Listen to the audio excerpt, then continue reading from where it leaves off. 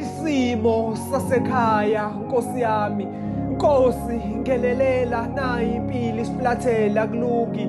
Izindlu zodaka ziyawa siphahleka kodaka kuyawa. Isimo sasekhaya Nkosi yami, sesiphenduka inhlekisa emphakathini ephakethe nasinalutho. Ikati leleziko, ikati lokulalela eziko sisakhula sisaba ukukhomba ikhaya lethu, sikhomba omakhelwane sithi sekhaya.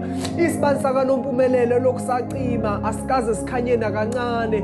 Behlezi sikhuleka bese silala sicela impilo engcono kodwa imithandazo yethu iphelele emoyeni. Behlezi silala sinethemba lokuthi kusasa kuzolunga kodwa besivuka sikaboni mehluko okufane nayizolo. Izolo besikhala isilile esisodwa nakusasa futhi ovuka ngesilile esisodwa.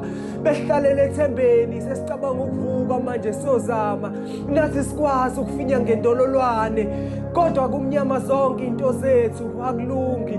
Ihlungu sokubona omakhelwane begiya ngenhlupheko yakho ngiyasazi. Sengaphenduka inhlekisa emphakathini ubani nobani ugiya ngenhlupheko yasekhaya ngiyazi.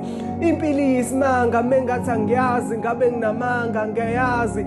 Ukhula ngaphansi kwengcindezi ngiyakwazi. Ke ngithi kumnyama kakhulu mase kuzokhanya kodwa namanje akulungi.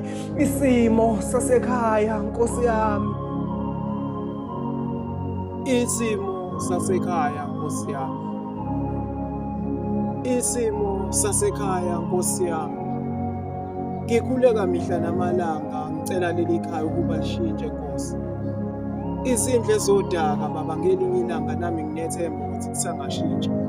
Imkhuleko yami makwenzeka Nkosi uyiphendula bengicela ukuthi uyiphendule Nkosi njengamanje Nkosi. Isimo sasekhaya. Nginethemba ukuthi baba usanganginikeza amandla okulishintsha leli khaya. Angisho namhlanje kodwa ngakusasa kusangasa ngokunye Nkosi. Kuwena ke baba nginethemba kangingabazi. Ngisho njalo uma ngabe ngiquqa ngedolo uma ngabe ngicela kuwena Nkosi ngiyakwazi.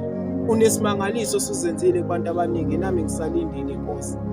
Ngicela Nkosi kuwena ukuthi ungishintshele isimo sasekhaya. Lemthandazo engikhuleka mihla namalanga Nkosi uma kwenzeka ifika kuwena. Bengicela Nkosi uma sizodeliver baba izicelo zabantu baba. Imbono hamba nazo isimo sasekhaya.